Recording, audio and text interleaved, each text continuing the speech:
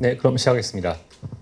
네, 안녕하세요. 저는 이제 카이스트에서 경작을 가르치고 있는 김준형이라고 합니다. 이렇게 또 자유교육원에서 포럼에 초대해 주셔서 감사합니다. 우리나라가 이제 다이나믹 코리아라고 예전에 미국인들이 이제 칭찬 겸 장난 겸 얘기를 했다고 하는데, 언제나 이제 너무 신난 일이 많아서 이제 공부할 일도 많고 이제 우리가 생각해야 될 것도 많은 것 같습니다. 저는 이제 전공이 인구 경제학이고 이제 출산 양육 이런 분야의 연구를 많이 해서 그 분야에 한번 얘기를 해보려고 합니다. 이제 이에 관련된 얘기는 사실 아주 오랫동안 아주 많이 얘기된 바가 있습니다. 출산율은 이제 0.7을 찍었고 이제 전 세계적으로 이제 인구가 유지되려면은 이제 2.1 부부가 만나서 아이 두 명이 만나서 아이를 둘을 낳고 이제 2.1인 이유는 이제 사고로 사망할 아이를 감안해서 2.1이 되어야 된다고 하는데 한국은 2.1은커녕 0.7을 찍었습니다. 최근에 좀 반등했다고는 하지만 뭐 사실 큰 추세를 뒤집을 수는 없습니다. 그래서 이제 최근에 독일 시사 유튜버도 있고 여러 가지 사람들 보면은 또 작년에는 나라가 망할 것 같다, 사라질 것인가, 한 세대 뒤에 이런 얘기들이 많이 있었는데 사실 그것들은 보면은 이제 사람들이 이제 주목을 잘 끄는구나, 조회수가 많이 나오겠구나 하는 생각이 좀 들고, 나라가 사라질 일은 사실 없습니다. 이거는 단순 산술 계산으로 이제 이 출산율이 계속 유지될 거라는 그런 극단적인 가정을 가지고 단순히 계산한 거고요. 나라가 이제 그리고 세계적으로도 한국 인구가 그렇게 적은 편이 아닌데 나라가 없어지진 않을 거다. 그리고 한국보다 인구가 훨씬 작고 지정학적으로도 훨씬 이제 안 좋은 위치에 있으면서도 잘 사는 나라들 많이 있고요. 북유럽에도 있고 이스라엘 같은 나라도 있고. 이제 다만 이제 한국의 인구 구조가 아주 크게 바뀌고 그 외 산업 구조도 바뀌면서 하여간 바뀐다. 지금까지 체제로는 이제 쉽게 효율적으로 쉽게 적응하기가 힘듦으로 우리가 사회적으로 적응을 해야겠다. 이제 만약에 이 변화에 잘 적응하지 못한다면은 다음 세대 우리 미래가 훨씬 불안정해지고 살기 좀 더 힘들어질 수 있겠다는 것은 사실입니다.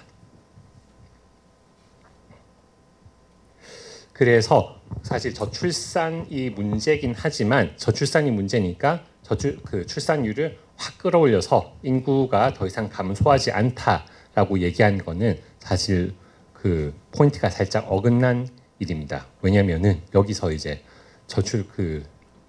출생률을 올려서 인구가 줄어들지 않게 하려면은 인구 출산율을 3, 4 이 정도로 말도 안 되는 수준으로 해야 되고, 그리고 또 전 세계적으로도 저출산, 인구 감소는 세계적인 선진국의 추세이기 때문에 이거를 뒤집을 방법을 찾아보자라고 하면은 사실 불가능한 일입니다.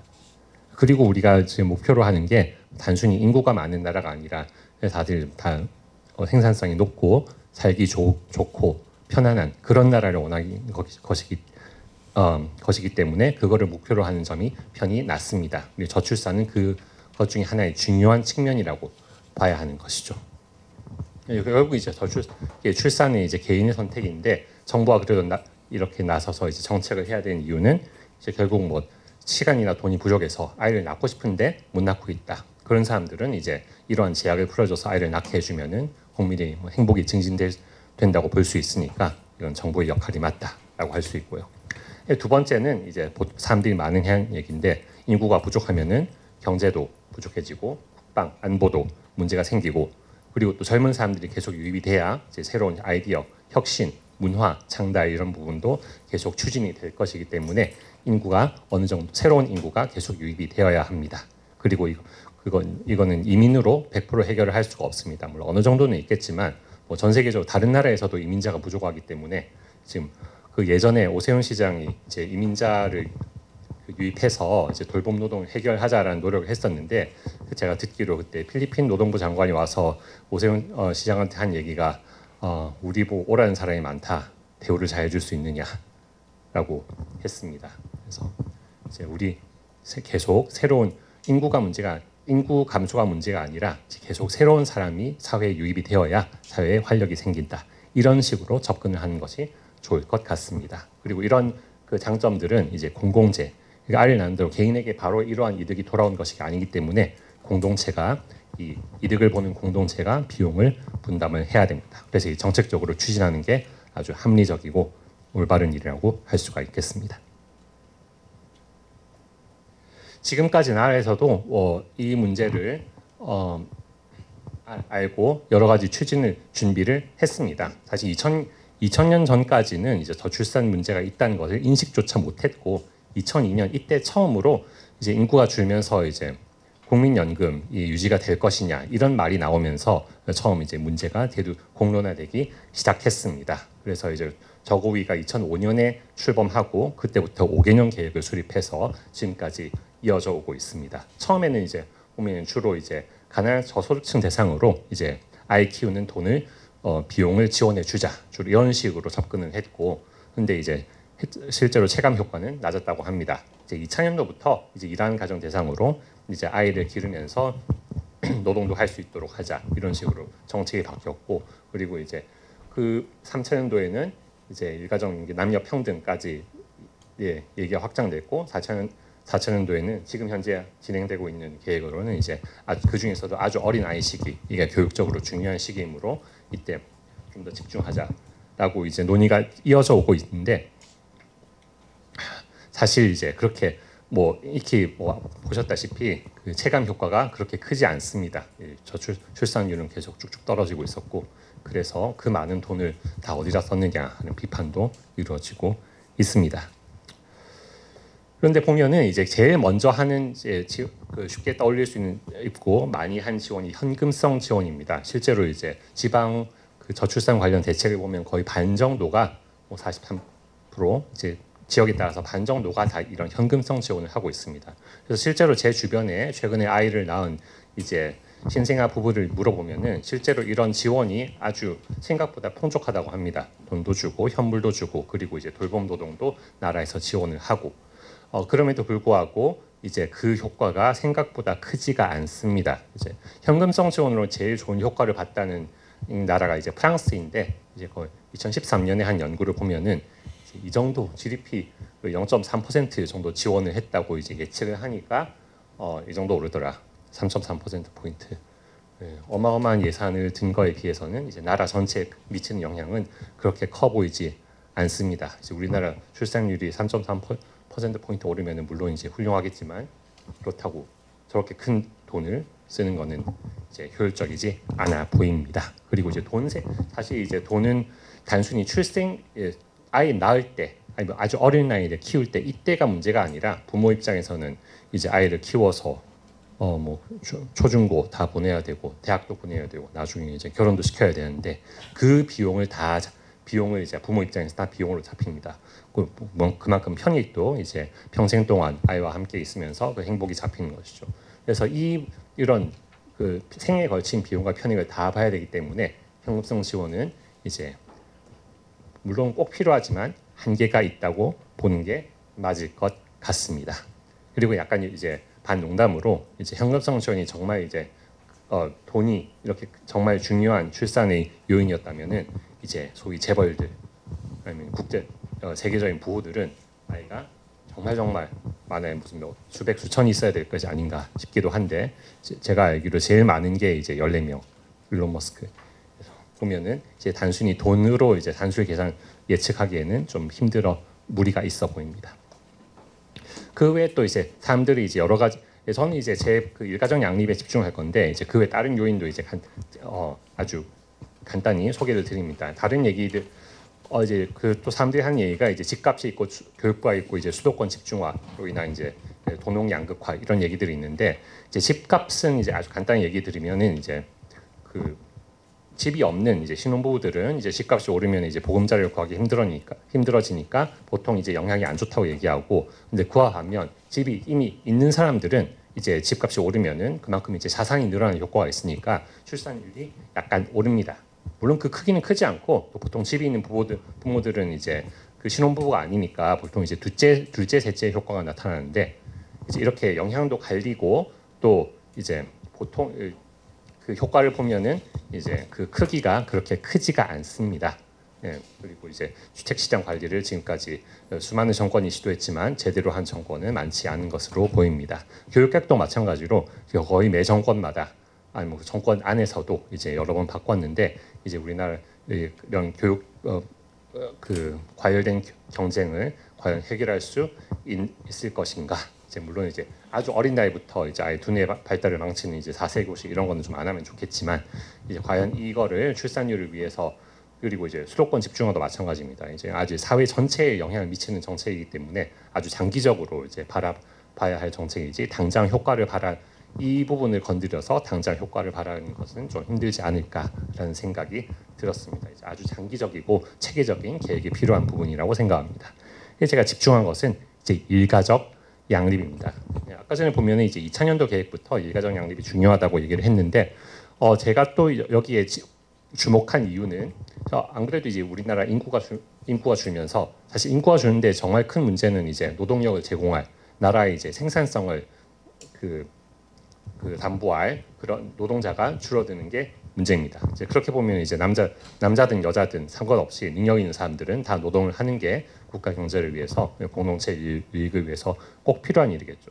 이제 그런데 이제 능력 있는 사람이 아이 낳아야 된다고 그 자녀 양육 때문에 노동시장에서 이탈한다면은 그거는 나라의 큰 손해라고 할 수 있습니다. 그래서 그런 측면에서도 일가정 양립은 중요하고 또 이제 우리 어차피 이제 우리나라 전 세계적으로 선진국에 또 우리나라 여권 신장이 죄송합니다. 여권 신장이 많이 된 상황에서 또 이 과거로 돌아갈 수는 없으니까 막말 뭐 극단적으로 말해서 우리가 아주 조선 시대로 돌아간다면은 출산율은 아주 높아지겠죠.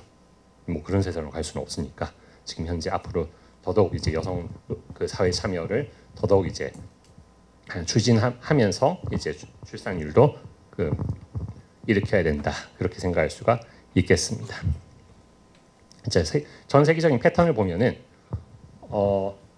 보통 이제 여성 노동이 이제 80년대 과거에는 여성 노동이 증가할수록 이제 보통 출산율이 네네 저희 그 왼쪽에 있는 그림을 보면은 이제 여성의 노동률이 LFP 노동 참여율이 증가할수록 이제 국가적인 비율인데 보통 출산율이 좀 낮은 경향을 보입니다. 이유는 쉽게 알 수 있죠. 여자들이 이제 일하느라 바쁘니까 아이를 낳기 힘들다. 그런데 최근에는 이제 20세기 말 21세기 초가 되면은 이 관계가 뒤집힙니다. 여성들이 일을 더 많이 하는 나라에서 출산율도 높다. 이건 다 뭐 OECD 국가긴 하지만 다 선진국에 해당하는 얘기입니다. 보면 이제 주로 북유럽 국가들이죠. 저 왼쪽에는 뭐 남유럽, 이태리 그리고 일본 아마 한국도 아마 저쯤에 있을 것 같습니다. 이제 이렇게 관계가 바뀝니다. 그리고 교육 수준을 봐도 예전에 이제 마찬가지 이유로 교육 수준이 높으면 여성의 교육 수준이 높은 나라에서는 이제 출산율이 보통 낮다가 정석이었는데 이제는 그 관계가 이제 부분적으로 바뀌기 시작했습니다. 이제 뭐 프랑스, 독일 이런 나라들을 보면은 이제 정말 이제 고등교육을 받은 사람들은 오히려 출산율이 조금 높고 점점 더 높아지고 있다고 합니다. 이렇게 U자로 그 교육 수준이 아주 낮은 여자들은 아이를 많이 낳고 또 좀 아주 높은 여성들은 또 출산을 좀 하고 가운데에서 출산을 좀 안 하는 경향을 보이고 있습니다. 이제 남유럽 보통 이제 그 일가정 양립 정책이 잘 수립되지 않은 그리고 문화가 좀 가부장적인 나라에서는 이제 고등교육 받은 여성도 출산율이 그렇게 높지 않다는 것을 알 수가 있습니다. 그래서 이런 패턴이 왜 생겨났냐면 이제 최근에 이제 주로 이제 이렇게 여성의 노동 참여가 높은 나라들 그리고 여성의 고등교육을 많이 받는 나라들은 그런 직업에서 그 모성 보호 그리고 출산 휴가, 양육 지원 같은 제도가 아주 잘 되어 있어서 그렇지 못한 직업보다 일하면서 아이를 키우기가 더 쉽다, 더 지원이 잘 되어 있다. 이게 이제 이유로 제시되고 있습니다. 이제 우리나라는 이제 그럼 어떤가? 이제 어차피 이제 모든 사람들이 다 일해야 하는 상황인데 이제 그 모든 사람이 다 일하는 나라에서 아이를 낳으라고 하면은 아이 낳으면서 일할 수가 있어야 됩니다. 이제 우리나라는 이제 그 출산 휴가를 제도가 도입이 되긴 했지만 그 기간도 OECD 평균보다는 짧은 편이고 이 사용률도 아주 낮습니다. 지금 2022년에도 사용률이 30% 남짓밖에 되지 않는다. 이제 부성 휴가는 말할 것도 없고요. 그래서 제도가 있긴 하지만 사람들이 뭐 압박을 받아서인지 뭐 다른 이유에서인지 잘 쓰지 않는다. 이게 현실입니다. 그리고 보면은 이게 이제 한국을 대상으로 한 최근의 연구인데 이제 왼쪽 그 세로축을 보면은 이게 미혼율입니다. 아까 좀 헷갈리는데 이제 아까 전에 예전에는 이제 가로축이 출산율인데 이제 미혼율 보면은 이제 빨간 선이 가장 최근에 태어난 코호트인데 교육 수준이 높을수록 미혼율이 높아집니다. 이제 가운데에는 좀 낮은 패턴을 보여줘. 그리고 이 패턴이 시간이 갈수록 이제 옛날부터 시간이 갈수록 좀 더 강해지고 있는 것을 볼 수가 있습니다. 그래서 따지면 한국은 이제 예전에 봤던 아주 북유럽 선진국보다 이제 남유럽이나 일본과 좀 더 비슷한 패턴을 보인다고 할 수가 있습니다. 정책을 많이 도입했음에도 불구하고 한국의 일가정 양립 상황은 아직 불충분하다. 이거는 이제 또 무자녀율과 또 여기서 세로축은 아이가 없는 비중입니다. 그리고 가로축은 여성의 교육 수준. 보면 마찬가지로 또 U자형을 보이고 있습니다. 자, 교육이 아주 낮은 계층과 교육이 수준이 아주 높은 여성들은 이제 아이를 안 가질 확률이 상대적으로 높은 모습을 보입니다. 결혼하면은 그래도 이제 아이를 가지는 편이 많이 가지는데 방금 전에 봤다시피 아예 결혼 자체를 안 하니까 그리고 한국은 이제 미혼 출산은 사회적으로 용납이 되지 않으니까 이게 출산율 낮은 이유를 어느 정도 설명하고 있다고 볼 수 있습니다. 자, 근데 이제 이게 문제니까 이걸 해결을 해야 되는데 지금까지는 이제 꼭 이제 뭐 출산 휴가를 쓰게 하자, 지원을 하자 이런 식으로 계속 압박을 했습니다. 그런데 기업 입장에서는 이제 기업은 이제 생존을 해야 되고 먹고 살아야 되는데 이거 할 수가 있는가? 물론 이제 그 1년씩 출산 휴가하고 다시 이분들 다시 이제 고용하면 좋겠지만 그동안 일은 어떻게 할 것인가? 그런 문제가 있습니다. 그래서 사람들이 이제 다른 나라에서도 이제 기업들이 어떻게 대응을 하는가 봤는데 보통 이제 대체 인력이 이미 회사 안에 있거나 아니면 대체 인력을 쉽게 구할 수가 있으면은 기업 입장에서도 이렇게 추가적인 비용이 없어 보인다라는 연구가 많습니다. 물론 이제 그게 힘들 경우에는 이제 기업에 확실히 부담이 되고 이런 이유로 여성 노동을 기피하거나 이제 여성의 승진을 기피하는 경향도 이제 미국에서 관찰이 됐습니다. 그래서 사실 아무리 정부가 이제 이렇게 압박을 한다고 해도 기업 쪽에서 피하면은 이제 정책의 효과는 떨어질 게 자명하기 때문에 좀 이제 그 노동자 측면이 아니라 기업 입장도 적극적으로 고려를 해야 하지 않나라는 생각이 듭니다. 한국에서 이제 이런 측면에서 어떤 정책이 있나 봤더니 아주 최근에 나타나기 시작했습니다. 이제 윤석열 정부에서 작년에 이제 이렇게 출산 휴가를 보장하는 기업의 세제 혜택을 검토를 했고 이제 올해 초에 이제 기업에 출산 휴가를 하는 기업에 재정 지원을 시작했다고 합니다. 그런데 이제 홍보가 잘 안 돼서 아는 기업이 거의 없다. 그래서 이제 홍보를 시작했는데 물론 그 이후로 이제 세상이 좀 혼란스러워졌기 때문에 얼마나 이게 효력을 가진지는 확실히 알 수 없고 그리고 이제 막 도입된 정책이므로 이 정책의 효과가 있는지도 사실 알 수가 없습니다. 그래서 이제 결론을 내리자면은 이제 우리나라가 앞으로 이제 노동자가 계속 인구가 점차 줄어가는 상황에서 이제 노동 생산성을 최대한 끌어올려야 합니다. 물론 이제 기술 개발, AI 이런 것들도 도움이 되겠죠. 그렇지만 일단 사람도 능력 있는 사람들이 계속 아이를 키우면서도 일을 하는 사회를 만들어야 할 것으로 보입니다. 일가정 양립 뭐 2000년도 계획부터 계속 추진을 했지만 아직 효과성은 없었고요.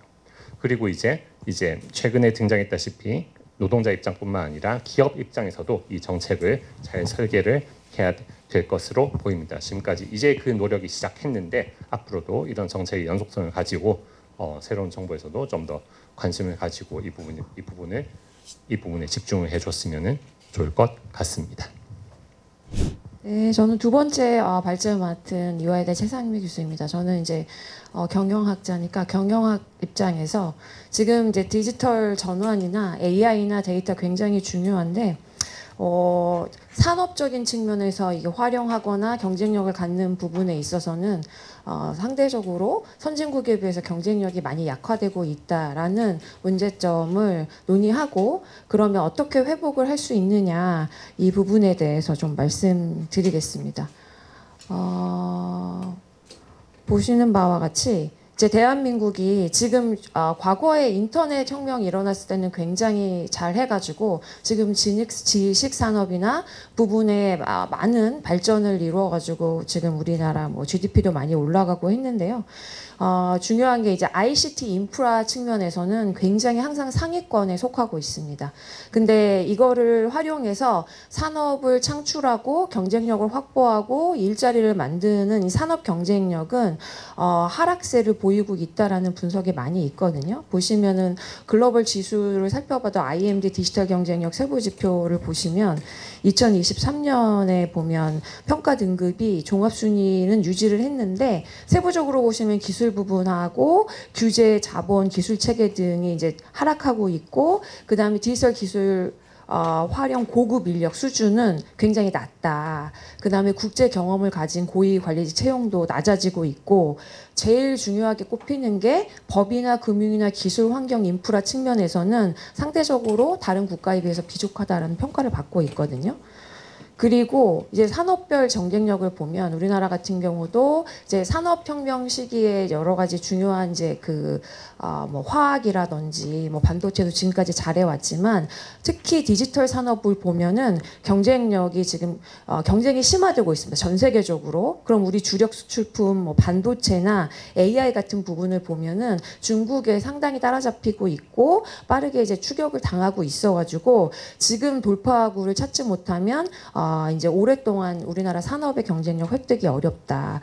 그리고 어제 뉴스에서도 크게 났지만 이제 데이터 센터 같은 경우 AI의 핵심인데 국내 여러 규제 때문에 이제 아마존이나 이런 대기업들이 국내 데이터 센터 짓지 않고 일본을 지금 거점으로 활용을 하려고 막대한 투자를 하고 있습니다. 그래서 여기서 밀렸기 때문에 사실 이런 부분에 있어서 AI 경쟁력을 확보하는 게 쉽지 않다. 이러한 문제점들이 있습니다. 계속 보시면 여기도 네.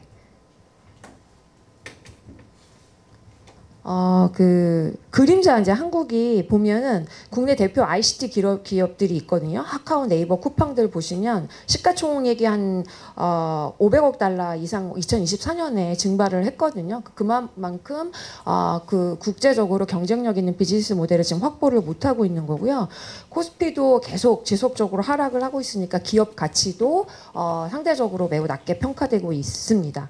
그리고 창업하고 혁신 부분에 있어서는 뭐 미국에 비해서는 그러니까 아직 경쟁을 할 수 없을 만큼 낮은데 특히 벤처나 스타트업이 오랫동안 생존하는 뭐 이런 능력이 굉장히 낮고 이제 지역 내 창업하는 기회가 있다라는 인식에서 아주 세계 최하위권이다라고 이렇게 보고되고 있고 혁신적 창업 활동도 낮다라고 평가되고 있습니다. 그리고 이게 이제 굉장히 기업 환경 자체가 규제하고 그러니까 규제가 굉장히 중요한 시장입니다. 그래서 규제에 맞지 않으면 나중에 이 기업 활동을 지속하기 어려운 상황이라고 인식이 되기 때문에 혁신적인 도전을 하기가 어려운 환경이다라고 평가가 되고 있거든요. 거기에 더불어서 정치적 혼란까지 그 다음에 지금 이제 그 트럼프 대통령 취임하고 나서 글로벌 환경도 악화되고 있어가지고 굉장히 지금 디지털 경쟁력이 약화되고 있다. 특히 산업 경쟁력은 약화되고 있다. 이렇게 분석이 되고 있습니다. 그래서 아까 여기서 많이 이제 들어보셨겠지만 뭐 타다 같은 경우도 서비스가 중단됐고 그 다음에 원격 의료도 코로나 때 일시 허용이 됐는데 지금은 법제화되지 못하고 중단된 상황이거든요. 그래서 이게 이제 핀테크 산업 같은 경우도 마이데이터 사업을 추진을 하고 있지만 이게 소수만 이제 활용을 하고 있고 전체적으로 확산이 되게 어렵다 이렇게 되고 있고 공유 경제도 한때 각광을 받았지만 지금 포지티브 규제 때문에 그러니까 이러한 사업만 가능하다라는 이런 형식의 규제 때문에 다른 산업이 이제 사업들이 실제 이런 인더스트리에 진출하거나 나타나지 못하는 상황인데요.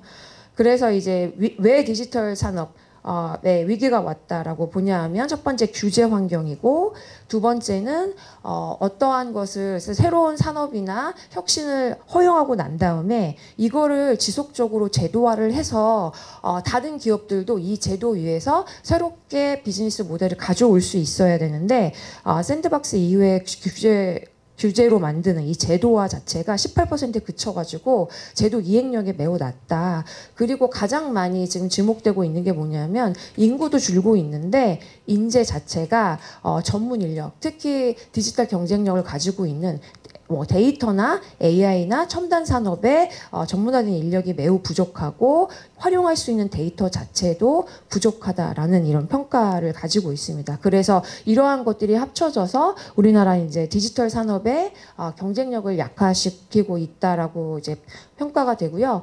제가 이제 그 뭐 금융이나 헬스케어나 그다음에 제조 이 우리나라의 대표적인 세계 인더스트리 분야에서 어떠한 문제점이 있는지 좀 분석을 해봤습니다.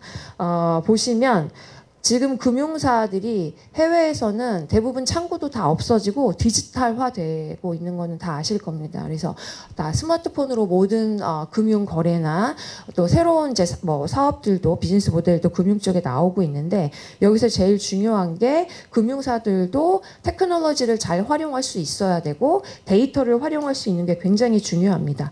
근데 여기서 이제 문제점으로 꼽힌 게 뭐냐면 빅테크랑 금융사 간의 규제가 불균형하다는 게 굉장히 큰데요. 금융사 같은 경우는 국내에서 대표적인 규제 산업입니다. 왜냐하면 이제 그 신뢰가 중요하기 때문에 다양한 규제를 다 충족시켜야 그것들을 충족시키고 허가받은 금융사들만 은행이나 금융사업을 할 수가 있습니다. 근데 핀테크 같은 경우는 단순히 이제 기술적으로만 이제 어느 정도 가지고 있어도 뭐 예를 들면 네이버 파이낸셜하고 기존 금융사 같은 경우는 마이데이터 서비스에 있어서도 네이버 파이낸셜이 훨씬 이제 좋은 혜택을 받는다. 근데 이게 굉장히 핀테크사한테는 좋은 것처럼 느껴지지만 문제가 뭐냐면 불균형적인 규제 체제를 가지고 있기 때문에 결과적으로는 그 특정 회사만 우위를 누리거나 시장을 독점할 수 있는 가능성이 있습니다. 지금 현재로서는 또는 반대로 새로운 사업이 그러한 규제를 그 만족시키지 못해가지고 진출하지 못하는 이런 이제 결과를 나타내게 되거든요. 그래서 지금 금융사 같은 경우는 정보보호 인증도 받아야 되고요. 최소 자본금 요건은 5억 원 이상 가져야 되고 업무 분리도 해야 되고 ISMS나 DRC 등을 다 충족을 시켜야지만 마이데이터 사업을 이제 진출할 수가 있는데 빅테크는 비금융업으로 간주되기 때문에 이러한 규제를 따르지 않아도 됩니다. 그래서 각각의 산업별로 다른 규제를 하고 있어서 특정 영역이 그러니까 그 영역에 지금 존재하고 있는 기업들이 새로운 혁신을 할 수 없는 이런 환경을 가지게 되고요. 예를 들면 또 디지털 자산 같은 경우도 처음에 그 암호화폐 시장이 이제 전 세계적으로 주목을 받았을 때 우리나라가 굉장히 상위권 그룹에 있었는데 지금 이제 쭉 밀려가지고 관련된 산업에 있어서 뭐 영국이나 뭐 일본이나 뭐 미국에 비해서 많이 뒤떨어지고 있는 상황입니다. 이유는 왜 그러냐면 그 제도가 아예 없습니다. 그래서 우리나라 같은 경우는 제도가 없으면 사업을 할 때 좋은 게 아니고 나중에 언제 제도가 생겨가지고 규제가 생겨서 해당 사업이 불법으로 간주될 수 있기 때문에 아예 그 영역에 진출을 못하는 이러한 부작용을 가지고 있습니다. 그래서 지금 은행권 같은 경우는 디지털 자산 서비스 자체에 진입을 할 수 없는 이런 장벽을 가지고 있는데 아무런 규제 없을 때 그냥 시작했던 예를 들어서 몇 개의 디지털 거래소, 다 자산 거래소 같은 경우는 지금 이제 제도화 해달라고 계속 유지를 하고 있는 상황이죠. 그래서 글로벌 경쟁력을 결과적으로 획득하기 어렵다. 기존에 잘하고 있는 기업들이 가지고 있는 충분한 자본을 가지고 새로운 피테크나 스타트업하고 융합하거나 자본을 공급하거나 시장에 새로운 혁신하는 다양한 노력들을 해야 되는데 이러한 노력과 혁신이 불가능한 규제 체제를 가지고 있다. 이렇게 이제 분석이 되고요. 예를 들면 EU나 일본이나 싱가포르 같은 경우는 빅테크랑 금융사 간에 동일 기능, 동일 규제 원칙을 적용하고 있거든요. 예를 들면 내가 금융사이거나 또는 테크놀로지 회사이거나 어떤 특정 그 소비자에게 금융을 하는 돈을 빌려주는 서비스를 한다라고 하면 돈을 빌려주는 서비스에 대한 리스크를 목적에 맞게 분석을 해서 가지고 있고 그런 행위를 하기 위한 최소 요건의 규제를 동일하게 적용함으로써 어떤 인더스트리에도 해당 인더스트리에 그러니까 쉽게 진출할 수 있는 이런 규제 체제를 지금 완비를 하고 있거든요. 근데 상대적으로 우리나라는 각각의 금융은 금융에 맞는 규제 체제 또는 제조업은 제조업에 특화된 다른 규제 체제를 갖고 있어서 서로 다른 인더스트리에서 해당 인더스트리로 진입하는 게 불가능한 규제 체제를 가지고 있다. 이제 이런 지적을 받고 있습니다. 그래서 이제 정책적인 해법은 독일 기능의 동일 규제를 도입하는 게 필요하고 새롭게 확산되고 있는 금융산업에 있어 디지털 자산 같은 경우는 빠르게 법제화할 게 필요하고 그 다음에 샌드박스를 이제 확대를 해야 되는데 이 부분에 대해서는 뒤에서도 논의 드리겠지만 샌드박스를 허용하고 난 다음에 그 다음에 거기서 성공적으로 사업을 이행한 기업들을 관찰하고 나서 여기에 대한 제도화를 신속히 이행하는 게 중요하지 샌드박스를 몇 개의 기업에게 허용을 하는 행위는 그 기업들에게 상대적인 우위를 제공하고 샌드박스에 들지 못하는 기업들은 또 이게 반대적으로 그 불이익을 겪게 되거든요. 그래서 이러한 문제점 때문에 샌드박스만 가지고 있는 거는 장기적으로 국가 경쟁력이나 기업 입장에 있어서 좋지 않다라는 얘기고요. 디지털 의료 분야도 그렇습니다. 제일 중요한 게 원격 의료입니다. 국내 이제 의사도 굉장히 지금 공급 측면에 있어서 부족한 편이고 대부분 지방에 살고 싶지 않은 이유 중에 하나가 의료 문제 시설도 있습니다. 그래서 서울에 이제 살고 있으면 훨씬 좋은 의료 시설과 서비스에 접근할 수 있기 때문에 나이든 노인 인구들도 다 서울로 와서 하려고 하는 이런 게 있는데 이제 원격 의료가 코로나 때 일시적으로 허용이 됐지만 지금은 제도화로 이행되지 못하고 그대로 서비스가 끝난 상태입니다. 그리고 AI 관련해서 진단이 굉장히 정확해지고 있지만 이 부분에 있어서 기업들은 좋은 기술을 가지고 있어도 국내에서 이거를 이제 승인받지 않습니다. 왜냐하면 너무 어렵고 힘들기 때문에 다 FDA, 그러니까 미국에 가서 승인받고 사업을 시작하고 거기서 인정받은 다음에 그걸 가지고 다시 국내로 들어오니까 국내 기업들이 벤처나 스타트업들은 충분한 자금력이 없기 때문에 해외 진출하는 게 어렵잖아요. 그러니까 더 많은 좋은 아이디어가 산업화나 이제 기업화 될 수 있는 기회가 점점 줄고 있다. 그래서 예를 들면은 국내에 루닛이라는 기업이 있습니다. 그래서 엑스레이를 AI를 가지고 판독할 수 있는 기술을 만들었어요. 근데 유럽 가서 CE 인증도 빨리 받았고요. 미국에서 FDA 승인도 받았어요. 근데 시각처 국내 승인은 못 받았어요. 너무 오래 걸렸습니다. 그래서 국내에서 서비스 안 하고 해외에서 투자 받고 해외에서 서비스를 먼저 하고 나서 국내에 다시 신청을 하는 이런 케이스가 발생이 되고 있습니다. 그래서 이런 것들을 보면은 제일 중요한 게 이제 원격 의료는 전 세계에서 이제 미국 같은 경우도 원격 의료에 대한 보험 서비스를 제공하기 시작했거든요. 그래서 피해갈 수 없는 이제 받아들여야 되는 상황이기 때문에 빠르게 제도하는 게 필요하고요.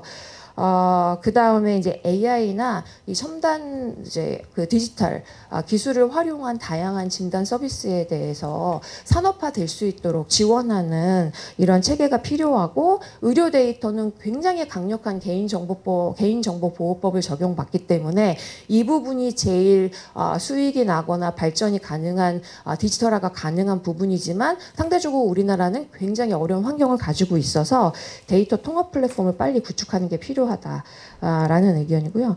이제 마지막 산업인데요. 이제 제조 산업입니다. 제조가 우리나라에 굉장히 중요한 그 산업 혁신을 일으켰던 산업 섹터임에도 불구하고 지금은 경쟁력을 굉장히 빠르게 잃고 있고요.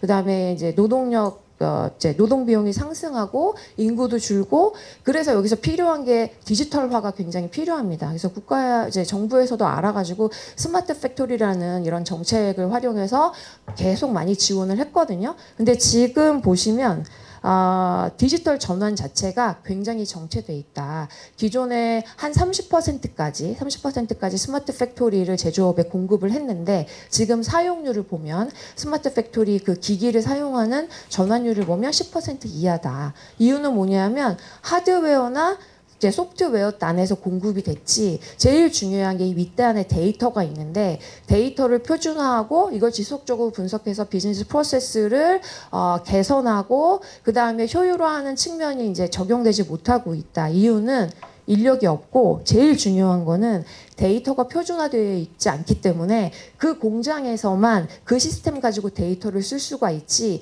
이 데이터를 가지고 다른 공장과 연계하거나 해외랑 연계하는 게 불가능한 이제 이런 이유 때문입니다. 그래서 이게 제일 잘하고 있는 독일하고 좀 비교를 해보면, 독일 같은 경우는 스마트 팩토리에 관련된 사업을 정부가 지원을 했으면 이전에 굉장히 강력한 데이터 표준화 정책을 실행을 하도록 합니다. 그러면 이 표준화된 데이터를 가지고 각 공장별로 똑같은 데이터를 서로 교환을 하기 때문에 데이터 공유라는 측면에서도 굉장히 앞서가고, 이 디지털 전환의 핵심이 이제 달성이 되고, 이 표준화된 데이터를 가지고 나중에 유럽 표준과 국제 인증까지 제도적으로 지원하는 시스템을 가지고 있어서 이 제조업이 경쟁력을 가질 수 있도록 또 지속적인 디지털 전환이 될 수 있도록 성공적으로 지원하는 이런 시스템을 가지고 있습니다. 그래서 이제 우리나라 중소기업 특히 디지털 전환이 굉장히 필요한데 어떻게 해야 되냐면, 이제 제일 중요한 게 데이터 표준 프로토콜을 정부가 빨리 정해가지고 강제하는 게 필요하고요. 그 다음에 스마트 팩토리가 기존에 그냥 디지털화였다면 지금은 AI를 적용하는 걸로 빨리 전환을 해야 합니다. 마지막으로는 이걸 지속적으로 관리하고 운영할 수 있는 인력이 필요한데, 중소기업에서 이 인력을 확보하는 게 거의 불가능합니다. 비싸기 때문에. 그래서 DX 지원센터를 설립해서 지속적으로 지원하는 이런 시스템을 가지고 있지 않으면 이제 국내에 죄송합니다. 제조인데 국내에 그 대조 경쟁력은 이제 지속적으로 유지하기 어렵다라는 결론이고요. 마지막으로 이제 좀 말씀을 드리면, 제 정책 제안을 보시면 제일 중요한 게 규제 혁신. 이 규제 때문에 기업이 매우 힘들다. 이 규제는 누구를 위한 규제인가? 물론 소비자 보호도 굉장히 중요합니다. 그런데 우리나라 같이 이게 포지티브 규제라는 건 많이 들어서 아시겠지만, 정부가 된다고 명시한 것만 해야 기업이 불법이 아니라는 거기 때문에, 이러한 형식의 규제 체제를 가지고 있으면 지금처럼 빠르게 변화하는 산업시장에서는 우리나라 국가 경쟁력 유지하기가 매우 어렵다. 특히 디지털 시장은 더 심하다. 그래서 네거티브 규제를 확대하는 게 매우 중요합니다. 네거티브 규제는 지금 안 된다고 법률에 명시하는 것 이외에는 기업에게 다 허가하는 겁니다. 자유롭게 하고, 그런데 특히 안 된다거나 나중에 부작용이 일어났거나 소비자한테 커다란 문제를 끼친 여러 가지 부정행위가 있었다라는 부분에 대해서만 제재를 가하는 이런 형식의 네거티브 규제를 확대하는 게 필요하고요. 산업별, 섹터별로 다른 우리나라 굉장히 복잡한 법률을 가지고 있거든요. 정보통신망법, 개인정보보호법, 특근법, 이렇게 섹터별로 다른 법을 가지고 있는데, 이런 것 자체가 산업혁신을 막는 아주 나쁜 역할을 하기 때문에 기업들에 있어서 우리가 이 산업에 진출하려면 그 기능에 맞는 규제 체제만 따르면 된다라는 기능 중심의 규제 체제로 이제 재편할 필요가 있습니다. 더 중요한 건 특정 산업을 우리가 이제 정부가 밀어주기 위해서는 생태계를 조성하는 게 매우 중요한데요. 이게 지속적으로 했던 게 이제 클러스터를 만든다. 그러면 클러스터에 제일 먼저 하는 게 해당 서비스를 제공하고자 하는 기업들만 모으는 이런 형태로 하고 있지만, 여기서 제일 중요한 게 정부가 만든 클러스터의 성공률이 굉장히 낮습니다. 그래서 이 판교가 이제 대표적으로 테크노밸리가 성공한 클러스터로 이제 꼽히고 있는 이유가 민간 주도의 클러스터가 됐기 때문인데, 민간 중심의 기업들이 들어오고, 그다음에 거기에 연구소, 대학, 그다음에 인력이 자연스럽게 모이는 이런 이제 생태계를 조성할 필요가 있고, 여기에 지금 AI 시대에 제일 필요한 게 데이터를 개방해야 된다, 적극적으로. 그래서 공공이 여기에 앞서야 되고요. 그다음에 인재 양성 측면에 있어서 지금 디지털 전환하고 나서 예를 들면 AI 전문 인력을 양성한다라고 이제 대학에서 학사 과정을 많이 AI 관련 학위를 만들었는데, 결과적으로 이들이 취업이 되느냐? 그렇지 않습니다. 왜냐하면 AI가 도입되고 나서 필요한 인재는 AI를 활용해서 기업에 더 나은 서비스, 고도화된 이제 전문 지식을 가진 사람들이 필요하기 때문인데, 그래서 석사나 박사급의 인력이 더 필요하다 앞으로는. 그래서 이 그 기업에 있어서도 중간 관리자라든지 엔트리 레벨의 이런 숙련 인력들에 대한 요구보다는 굉장히 숙련된 인력들이 필요한 구조에 있어서 제일 필요한 게 석박사급의 인력이 이제 수요가 증대되고 있는 상황이고, 우리나라뿐만 아니고 이제 글로벌화된 이런 추세입니다. 그래서 석박사 트랙을 확대하는 게 필요하고요. 그 다음에 기존의 이전 산업에서 그 이제 활동하거나 은퇴했던 또는 직업 전환을 하려 하는 리스킬링 교육이 이제 필요합니다. 그래서 여기에 있어서 지속적으로 정부가 자금을 지원하고 교육하는 게 필요하고요. 마지막으로 이제 드리고 싶은 말씀은 여기서 그 실증 확대인데요. 지금 우리나라가 도입한 제도 중에 이제 샌드박스, 규제 혁신, 이게 여기에 다양한 새로운 신사업들이 진출해서 허가를 받아서 서비스를 제공을 하는 이런 구조를 가지고 있는데, 예를 들면 디지털 자산 부분에 있어서 샌드박스에 진출한 기업들은 다른 기업들이 샌드박스 받는 거를 굉장히 싫어합니다. 이유는 들어오면 자기들이 가지고 있던 독점적인 지위가 없어지기 때문이에요. 이제 이 이유는 뭐냐면 샌드박스에 허용된 기업들만 서비스를 가능하게 하고, 이거를 끝나고 난 다음에 제도화 해가지고 그러한 그 서비스나 비슷한 그 이제 목적을 가진 기업들이 다 동일한 시장에 들어올 수 있도록 제도화해야 되는데 이 부분을 안 하고 있기 때문입니다. 그래서 기업들 입장에서는 샌드박스, 규제, 혁신금융이나 샌드박스에 들어가느냐 안 하느냐로 이제 기업의 그 생사가 갈리는 이런 형태의 제도 지원을 갖기 때문인데, 이걸 제도와 루프를 구축하는 방법으로 탈피하고 있다.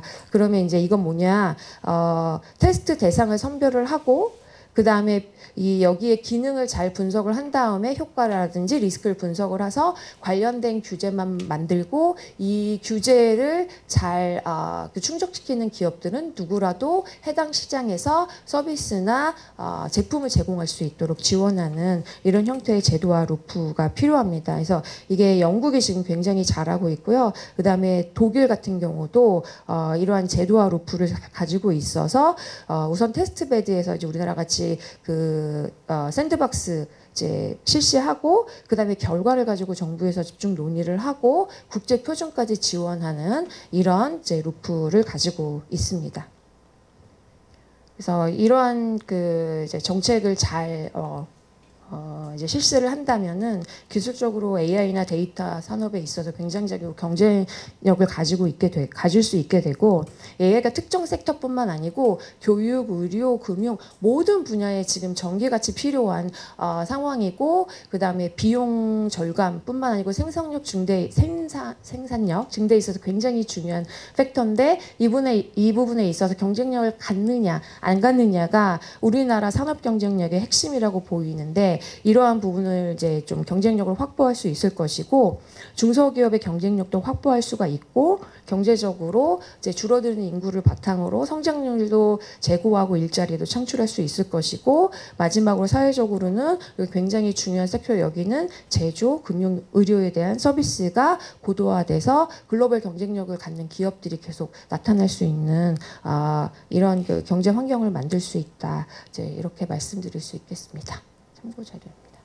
네, 감사합니다. 저는 김현장 법률사무소의 서정훈 변호사라고 합니다. 저는 이제 큰 제목으로는 뭐 AI 혁명기의 한국의 대응 전략 이렇게 좀 제목을 잡아봤고요.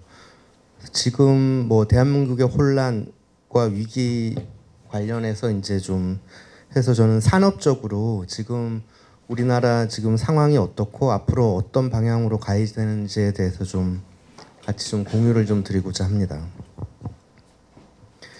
그 소위 말하는 그 디지털 혁명 변천사에 대해서 이제 간단히 좀 설명을 드리면, 디지털 혁명 이전에는 이제 보통 뭐 1, 2차 산업혁명이라고 많이 얘기했고, 서구에서는 19세기부터 이제 시작해서 20세기에 이제 완성이 됐고, 한국은 18세기, 19세기 하던 거를 1970년대 그 이후에 와서야 이제 어느 정도 정리가 돼서, 그로부터 이제 우리나라의 주력 사업이었던 조선, 철강, 석유화학, 정유, 자동차 뭐 이런 산업들이 이제 어느 정도 좀 70년대부터 한 80년대, 90년대를 거치면서 좀 자리를 잡은 것 같습니다. 그 이후에 그러니까 우리나라가 이제 1, 2차 산업혁명을 어느 정도 이제 완성하고 서구권을 이제 따라간 이후에 이제 그 디지털 혁명이라는 게 1990년대부터 나타났는데요. 첫 번째가 90년대 있었던 인터넷 혁명이고 2000년대에 이제 모바일 혁명이고 최근 진행되고 있는 AI 혁명입니다.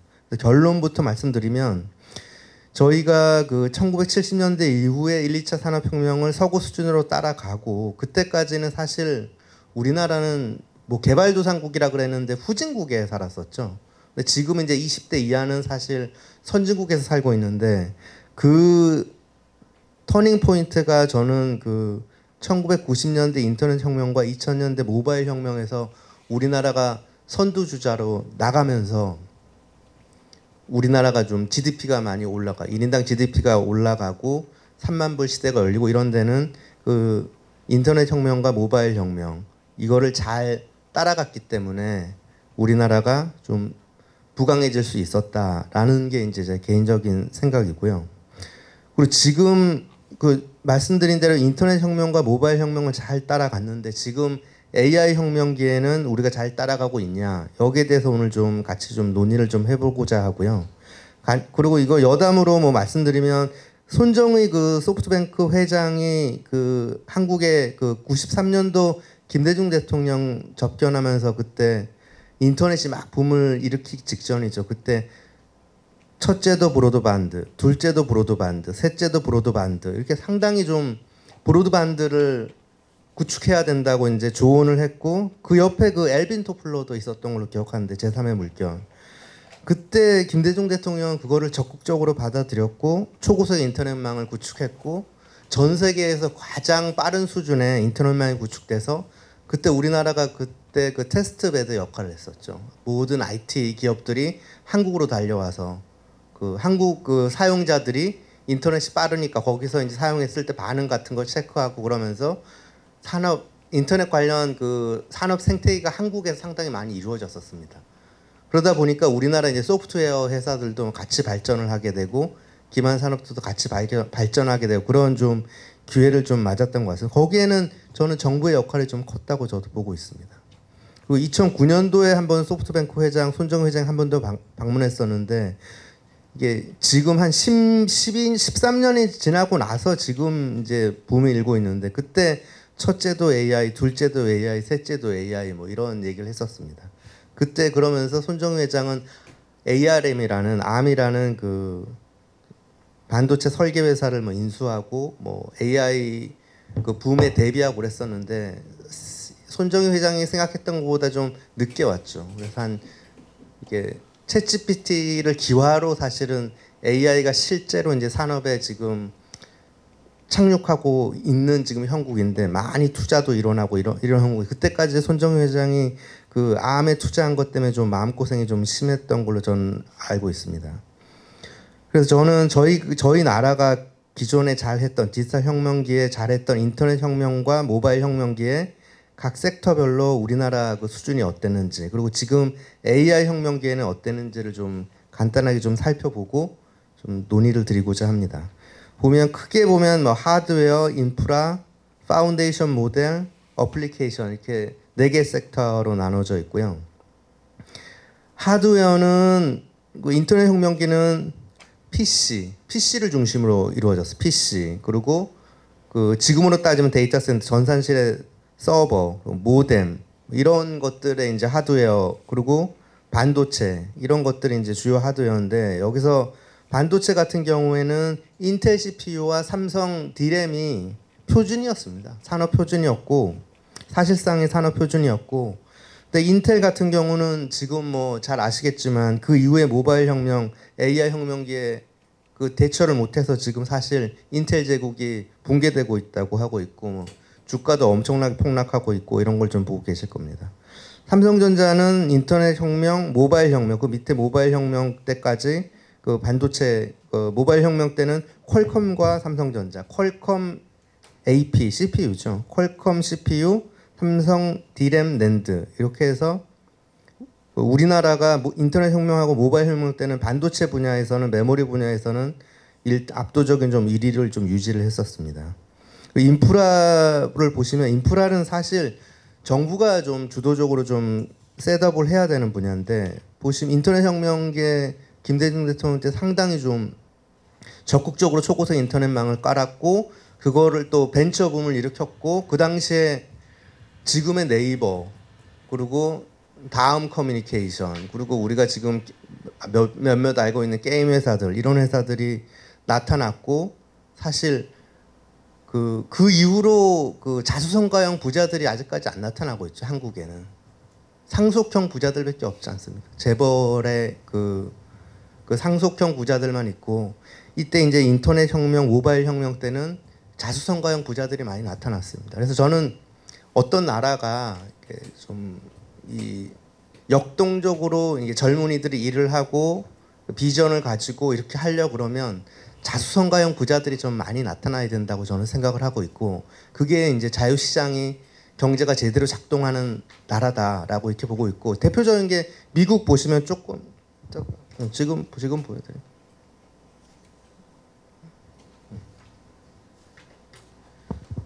미국만 해도 보시면 요 지금 그 모바일 혁명 전후로 글로벌 상위 시총 기업들 보면 엄청나게 그 많이 바뀌지 않았습니까? 이게 다 그 자수성가형 부자들이 나온 뭐 이 근거 아니겠습니까? 다 이게 그 많은 이게 역동적으로 사회가 변화하고 있고 새로운 기업들이 나타나고 새롭게 이제 도전했던 그 기업가들이 성공하는 그런 모습들이 이렇게 보이고 있기 때문에 그렇기 때문에 미국이 지금 현재 AI 혁명도 기존의 인터넷 혁명, 모바일 혁명도 다 주도했고 좀 미국이 좀 그래도 기술적으로 산업적으로 상당한 좀 리딩 컨트리의 모습을 보이고 있다. 그래서 우리나라도 좀 그런 모습이 좀 보여야 된다라는 좀 생각을 가지고 있습니다.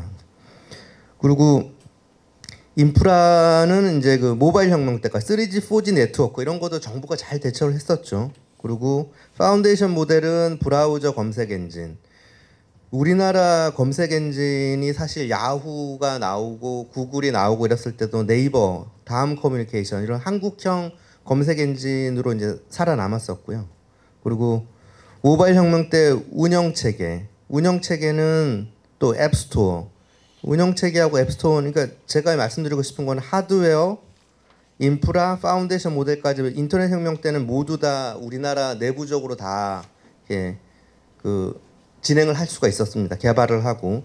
근데 모바일 혁명 때 보면 하드웨어는 우리가 하고 인프라는 우리가 하지만 운영체제는 애플 iOS나 구글 안드로이드를 이제 사용할 수밖에 없는 상황으로 가서 여기서는 이제 우리나라 내부적으로 할 수 없는 상황이 됐죠. 근데 마지막 단의 어플리케이션 단은 인터넷 혁명 때나 모바일 혁명 때나 모두 이제 한국 내에서 소화가 가능했습니다. 그래서 인터넷 혁명 때나 모바일 혁명 때 차이점은 다 잘 따라갔다. 근데 파운데이션 모델 같은 경우에는 미국의 빅테크 거를 이제 쓸 수밖에 없었다. 그래서 뭐 예를 들자면 앱스토어에서 게임 회사가 한국의 게임 회사가 게임을 개발을 해서 앱스토어에 올려서 유통을 시키면 거기에 뭐 20% 30% 이렇게 그 사용료를 지급해야 되는 거죠. 그래서 아무튼 그런 상황이다. 근데 AI 혁명 지금 이제 시기는 어떠냐 보면 여기 계속 바뀌고 있습니다. 미국 반도체 회사는 인터넷 혁명 때는 인텔, 모바일 혁명 때는 퀄컴, AI 혁명 때 요즘 여러분들 많이 얘기 듣고 있는 이제 엔비디아죠. 근데 여전히 이제 한국 회사가 메모리 반도체를 하고 있습니다. 하이닉스, 삼성전자가 압도적인 1위를 차지하고 있어서 더 뭐 계속 열심히 해야 되겠지만 삼성전자가 요즘 약간 좀 위기이긴 하지만 계속 하드웨어 분야에서는 한국 회사들이 특정 분야에서는 계속 전 세계 1위를 하고 있다. 이거는 좋은 시그널인 것 같습니다. 근데 인프라는 크게 좀 상황이 변했는데 이 데이터 센터 클라우드 서비스를 지금 어느 시기부터는 뭐 구글, 마이크로소프트, 아마존 이런 회사들이 한국에까지 다 이 서비스를 제공하고 있고 우리나라도 물론 이제 네이버나 뭐 KT 이런 몇몇 회사들이 하고 있지만 대부분의 이제 시장 점유율은 그런 그 미국 빅테크들이 이제 가져가고 있기 때문에 AI 연산용 데이터 센터 이런 것도 이제 사실은 우리나라 스스로가 지금 못 하고 있는 상황이고 파운데이션 모델도 사실은 뭐 GPT 모델 이런 것들, LLM 모델 이런 것들은 전부 다 그 미국이 다 주도를 하고 있고, 이제 어플리케이션 따는 지금 AI가 지금 막 서비스가 개발되고 있는 단계이기 때문에 지켜봐야 되겠지만, 제가 말씀드리고 싶은 거는 하드웨어는 뭐 따라가고 있고, 그 모바일 혁명 때 파운데이션 모델을 이렇게 놓쳤는데 이제 파운데이션 모델도 놓치고 이제 인프라까지 놓치고, 그럼 결국 하드웨어하고 어플리케이션만 남는 겁니다. 지금 이런 상황이 있고, 이거도 제대로 잘 셋업을 못하면 우리나라가 인터넷 혁명, 모바일 혁명 때 상당히 좀 경제적으로 산업적으로 좀 리딩하는 모습을 보여줬던 모습에 좀 뒤떨어진 모습으로 갈 수밖에 없다. 그 좀 메시지를 전달하고자 이 표를 좀 소개해드렸습니다. 근데 뭐 한 가지 뭐 여기서도 좀 좋은 시그널 말씀드리면, 요새 엔비디아가 압도적으로 잘하고 있지만 그 우리나라의 그 퓨리오사 AI라는 회사랑 리벨리온이라는 그 스타트업을 시작한 회사들이 있는데, 저는 이런 회사들이 참 잘 됐으면 좋겠는데, 그 AI 칩을 개발을 해서 지금 뭐 메타가 그 기술력을 인정해서 퓨리오사 AI 같은 경우는 인수를 추진하기도 하고, 뭐 일부 주주가 반대해서 뭐 좌절된 거 중단되긴 했는데, 그래서 상당히 이 와중에 그 스타트업, 그러니까 젊은 친구들이 이 AI 혁명기에 그 어떤 그 영역을 타겟으로 해서 열심히 해서 거의 성공하는 쪽으로 이제 가고 있는 모양도 좀 있다. 근데 여전히 좀 보완돼야 될 부분이 있다는 부분은 계속 좀 말씀을 드리겠습니다. 그리고 이거는 아주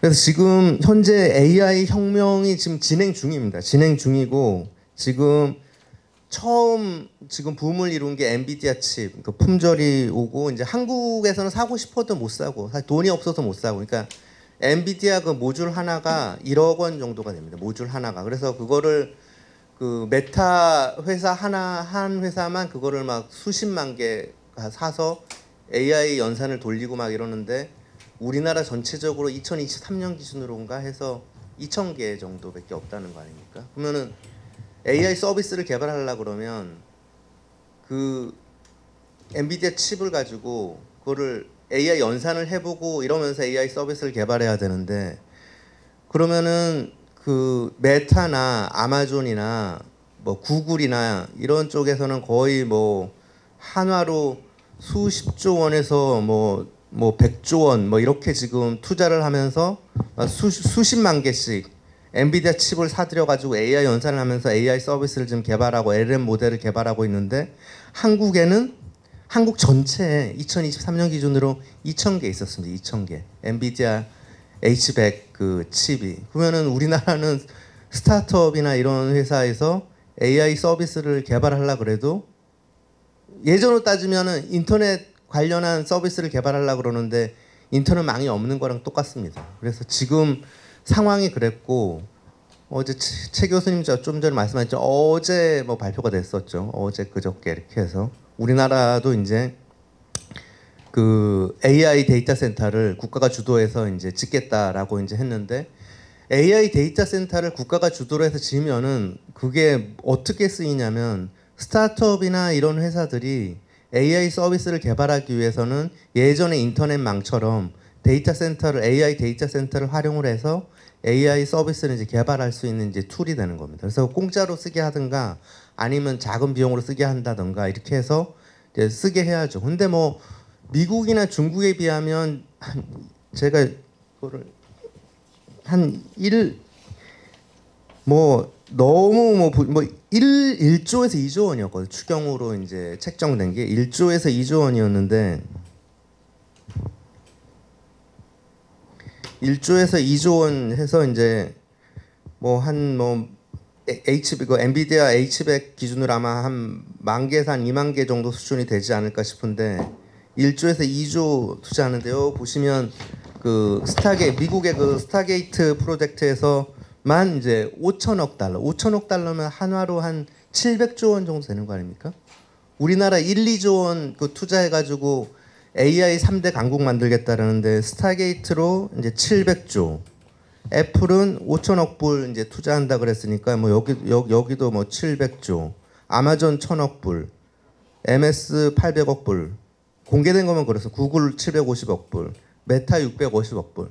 그러니까 여기랑 사실은 인프라 측면에서 비교할 수 없을 정도로 사실은 이거야말로 정말 대한민국의 위기인 거죠. 그러면 우리나라는 예전에 초고속 인터넷망을 기반으로 해서 그런 그 인터넷 서비스를 개발할 때 그런 상황으로 만들 수는 없어도 적어도 우리나라에서 스타트업 기업들이 어느 정도 AI 서비스를 인터넷과 비교한다 그러면 초고속 인터넷망이 아니라 좀 느린 인터넷망이라도 있어야지 좀 개발할 수 있는 상황이 된다.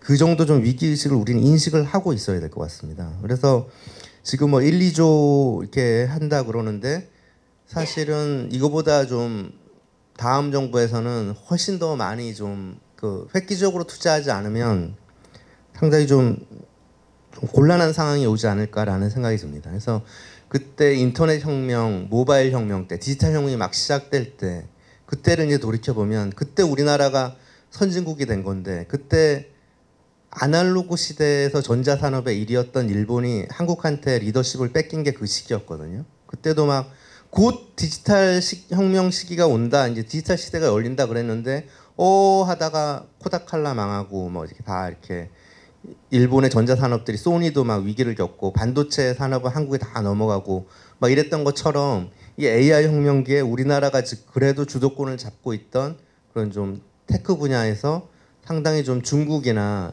이런 나라들 대비 좀 뒤떨어질 수 있다. 이런 좀 위기의식을 우리가 갖고 정부가 할 것들은 정부가 좀 충분히 좀 과감하게 좀 투자를 해야 되는 거고 또 기업들이 할 건 또 기업들이 해야 되는 거고 최 교수님 말씀하신 대로 또 규제를 풀어야 될 것들은 좀 과감히 풀어서 제가 생각했을 때는 뭘 해야 되냐면 모든 국민들 기업들이 세계 어느 나라보다 AI 툴을 활용할 수 있는 인프라를 좀 만들고 예를 들어 돈이 없어서 챗GPT를 고급 사양의 챗GPT를 활용 못한다. 그럼 그런 집안에는 공짜로 사용할 수 있게끔 해준다거나 이렇게 해서 국민들이 어느 나라 국민들보다 AI 그 툴을 잘 활용할 수 있게 해서 전 세계에서 한국에서 테스트를 해야 된다.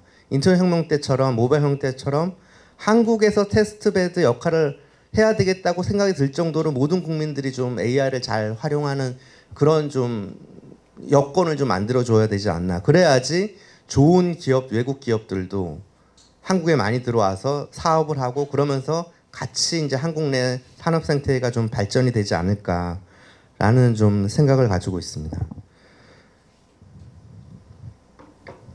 그래서 지금 그 AI 혁명기에는 인프라 측면에서는 AI 데이터 센터 측면에서는 좀 조금 더 좀 과감하고 적극적인 좀 투자가 필요하고 뭐 나중에는 미국의 빅테크 그 데이터 센터 인프라를 사용하게 되더라도 현재 시점에서는 뭐 우리한테 빌려줄 리가 없으니까요. 자기들이 AI 서비스 개발하느라고.